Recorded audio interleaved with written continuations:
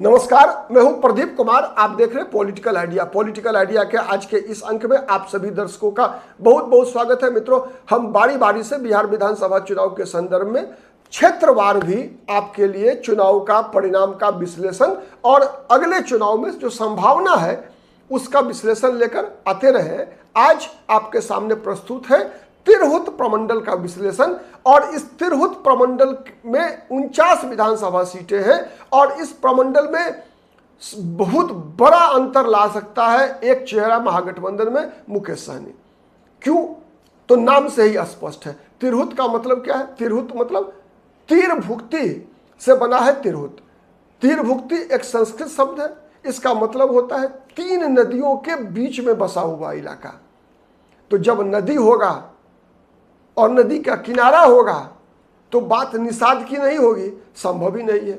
क्योंकि निषाद जाति का जो विकास हुआ है वो उसके रोजगार के अनुसार नदी के किनारे ही हुआ है। जीविकोपार्जन का मुख्य साधन ही रहा है, चाहे वो केवट के रूप पे हो, चाहे वो मछुआरा के रूप पे हो। नहीं, हर रूप पे बात तो निषाद राज की ही होगी। तो बात हम सन ऑफ मल्लाह की करते हैं, मुकेश सहनी की, कि इस तीर भुक्ति में, इस 3 नदियों के किनारे बसे हुए क्षेत्र में क्या वर्तमान निषाद राज सन ऑफ मल्लाह मुकेश सहनी किस प्रकार से प्रभावित कर सकते हैं चुनाव को, इसका हम विश्लेषण करेंगे। तो सबसे पहले जाने कि इस क्षेत्र में पिछले चुनाव का परिणाम क्या था। यहां 49 विधानसभा सीटें हैं और इन 49 विधानसभा सीटों में पिछली बार 33 विधानसभा सीटों पर एनडीए की जीत हुई थी और 16 विधानसभा सीट पर महागठबंधन की जीत हुई थी। आंकड़ों में यह अंतर बहुत बड़ा है, लेकिन मतों में देखेंगे तो बहुत कम का अंतर रहा है मित्रों।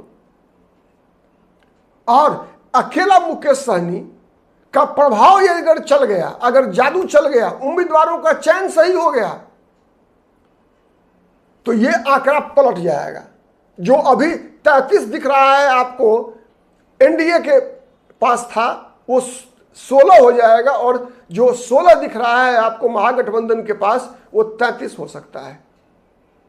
आपको याद है ना पिछला विधानसभा चुनाव का परिणाम? भले ही सीटों का अंतर 125 और 110 पर है, लेकिन वोटों का अंतर मात्र 12,500 का है। ये याद रखिएगा। तो चलिए बारी बारी से जानते हैं कि किस जिले में आंकड़ा क्या रहा था पिछले चुनाव में। अगर हम देखने का, जानने का प्रयास करें, अगर सबसे पहले तो 6 जिले हैं इस प्रमंडल में: पूर्वी चंपारण, पश्चिमी चंपारण, शिवहर, सीतामढ़ी, मुजफ्फरपुर और गंगा किनारे वैशाली। तो शुरुआत गंगा किनारे से ही करते हैं। वैशाली नहीं, वैशाली जिले में सहनी समाज की क्या भूमिका, क्या शक्ति रही है, इसको बताने के लिए केवल कैप्टन जयनारायण निषाद का नाम काफी है। इस क्षेत्र में सहनी समाज के कई बड़े नेता होते रहे हैं। मुजफ्फरपुर में भगवान लाल सहनी, वैशाली से कैप्टन जयनारायण निषाद, विगत में सांसद मुजफ्फरपुर के थे अजय निषाद, उन्हीं के पुत्र। वर्तमान में भी बीजेपी के सांसद है राजभूषण आजाद, राज्यसभा में रहे अनिल सहनी। तो कई ऐसे सहनी समाज के नेताओं से संबंध रहा है इस वैशाली जिले का। और वैशाली में लगातार आप देखिए, अगर तो सहनी समाज एनडीए का लगभग 2000 से लगभग अस्थायी वोटर रहा है। तो क्या हुआ था पिछले बार वैशाली के विधानसभा चुनाव में? वैशाली में 8 विधानसभा सीटें हैं, इसमें 4-4 50-50 बट गया था। यदि मुकेश सहनी का सही तरीके से इस्तेमाल हुआ तो यह 8-0 भी हो सकता है। क्यों? इसलिए कि इसी क्षेत्र से मुख्यमंत्री के उम्मीदवार तेजस्वी यादव भी चुनाव लड़ेंगे राघोपुर विधानसभा सीट से। अब तक वो सहनी वोटर जो है चिराग पासवान के साथ रहा है, एनडीए के साथ रहा है, और फिर अति पिछड़ा राजनीति के नाम पर नीतीश कुमार के साथ रहा, कैप्टन निषाद, जयनारायण निषाद के साथ रहा ये समाज। और यदि डिप्टी सीएम के उम्मीदवार के रूप में मुकेश सहनी लड़े तो फिर अंतर परिणाम में काफी आएगा।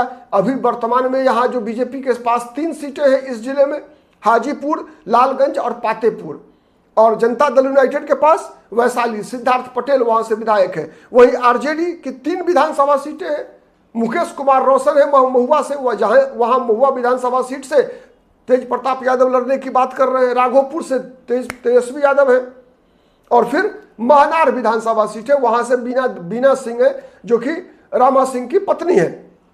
इसके अलावा कांग्रेस की भी एक एमएलए जीती हुई है राजा पाकर से, प्रतिमा कुमारी। ठीक है, तो ये वैशाली जिला हो गया। उसके बाद चलते हैं मुजफ्फरपुर में भी देख लीजिए, मुजफ्फरपुर में बीजेपी वर्तमान में 4 विधानसभा सीटों पर काबिज है। यहाँ टोटल 11 विधानसभा सीट है मुजफ्फरपुर में, 4 पर बीजेपी, 1 पर जनता दल यूनाइटेड की जीत हुई थी पिछली बार, और 1 सीट जीती थी वीआईपी। तो 6 और 5 का आंकड़ा था। आरजेडी की 4 सीट, कांग्रेस का 1 मुजफ्फरपुर शहर। ठीक है, पर विजेंद्र चौधरी वहां से विधायक है कांग्रेस के। इसके अलावा गायघाट, मीनापुर, कुढ़नी, कांटी, ये सभी विधानसभा सीट ऐसी है मित्रों जहां पर कि सहनी समाज के वोटर काफी बड़ी संख्या में है, और मुकेश सहनी का मैदान में महागठबंधन की तरफ से आना बहुत बड़ा परिवर्तन का कारण बनेगा। ठीक है, मीनापुर हो चाहे गायघाट हो चाहे कुढ़नी से तो एमएलए ही थे आरजेडी के, जिनकी सदस्यता रद्द चली गई, अनिल सहनी, उन्हीं के सदस्यता रद्द होने के बाद वहां जो उपचुनाव हुआ उस उपचुनाव को बीजेपी ने जीता, और केदार गुप्ता जो वर्तमान में बिहार सरकार में मंत्री है। ठीक है, तो ये रहा वैशाली मुजफ्फरपुर का। सीतामढ़ी जिला में चले आइए, सीतामढ़ी में भी सहनी समाज के अच्छा खासा मत है सहनी समाज का। यहां भी 8 विधानसभा सीटें हैं, जिसमें 6 विधानसभा सीट पर पिछली बार एनडीए की जीत हुई थी, और 2 विधानसभा सीट बाजपट्टी और बेलसंड में राजद जीती थी। इसके अलावा और किसी अन्य दल को कोई सीट नहीं मिली थी। यहाँ बीजेपी जो 4 सीट जीती उसमें रीगा मोतीलाल प्रसाद जो मंत्री बने हैं। ठीक है, बथनाहा, परिहार और सीतामढ़ी शहर जनता दल यूनाइटेड के पास है। सुरसंड और रून्नी सैदपुर, सुरसंड से दिलीप कुमार राय है विधायक, और रून्नी सैदपुर से पंकज कुमार मिश्रा। शिवहर विधानसभा में जिला में 1 विधानसभा सीट है शिवहर केवल, वहां से चेतन आनंद जीते थे, आनंद मोहन के पुत्र, लवली आनंद के पुत्र आरजेडी की टिकट पर जीते थे। अब वो आरजेडी से बाहर है, अब देखना पड़ेगा वहां पर कौन लड़ता है। पूर्वी चंपारण एक ऐसा जिला था जहां सहनी समाज की संख्या बहुत ही अच्छी है, वहां से वीआईपी का उम्मीदवार लोकसभा चुनाव भी लड़ा था। ठीक है, 2024 में भी। तो अब देखना है कि यहां पर मुकेश सहनी को सीटें कितनी मिलती है, इस पर भी नजर बना के रखिएगा। ठीक है, और यह जिला ऐसा है जहां राधा मोहन सिंह बहुत कद्दावर नेता है भारतीय जनता पार्टी का, इसीलिए लगातार कई चुनाव से बीजेपी का वहां जो है एकदम सूर्य लगातार जो है प्रकाश में है। अब देखते हैं सूर्य डूब सकता है या नहीं, डूबेगा तो डुबाने वाला केवल एक चेहरा हो सकता है, मुकेश सहनी। ठीक है, मैं क्यों कह रहा हूं, इसलिए कह रहा हूं मैं कि वहां पर कई ऐसी विधानसभा सीटें हैं जहां समय समय पर वहां सहनी समाज के लोग चुनाव जीते भी हैं। ठीक है, बीजेपी के भी रामचंद्र सहनी चुनाव जीत चुके हैं, मंत्री रहे बिहार में। ठीक है, और तो ये इतिहास है वहां का। अभी वर्तमान में अगर देखें तो पूर्वी चंपारण में जो 12 सीटें हैं उसमें एनडीए के पास 9, बीजेपी के 9 में 8 बीजेपी के पास, 1 जनता दल यूनाइटेड के पास, आरजेडी के पास 3 विधानसभा सीटें हैं। रामचंद्र सहनी चुनाव जीते थे बीजेपी के सुगौली विधानसभा सीट से, और पिछली बार वो लड़े थे वीआईपी के टिकट पर, लेकिन चुनाव हार गए थे वीआईपी की टिकट पर। बीजेपी ने उम्मीदवार भी दिया था और सीट भी दिया था मुकेश सहनी को। इस बार देखते हैं कि कौन आरजेडी का उम्मीदवार लड़ता है, या फिर मुकेश सहनी के सिंबल पर, या मुकेश सहनी के अपने उम्मीदवार आते हैं वहां से। ठीक है, तो आरजेडी के पास है सुगौली, और इस विधानसभा सीट पर मुकेश सहनी की नजर लगी हुई है। ठीक है, तो ये हो गया। उसके बाद चलते हैं पश्चिमी चंपारण, बेतिया। बेतिया में पिछली बार 9 विधानसभा सीटों में 8 सीट पर एनडीए की जीत हुई थी, केवल 1 सीट सिकटा, ठीक है, वहां से सीपीआई एमएल के उम्मीदवार चुनाव जीते थे, वीरेंद्र गुप्ता। ठीक है, केवल 1, बाकी 8 सीटें बीजेपी ने क्लीन वॉश एक तरह से सफाया कर दिया था सबका। रामनगर, नरकटियागंज, बगहाल, लौड़िया, नौतन, चनपटिया और बेतिया। चनपटिया विधानसभा सीट वही है जहां से मनीष कश्यप यूट्यूबर चुनाव लड़ने की बात कर रहे हैं। ठीक है, तो ये जितने भी विधानसभा सीटें हैं मैंने बताया आपको, ये वो इलाका है, तीर भुक्ति नाम से ही काफी है कि यहाँ पर निषाद समाज का वोट अच्छी खासी संख्या में है। मुकेश सहनी का जादू चलाना पड़ेगा, कैसे चलेगा अगले अंक में बताएंगे।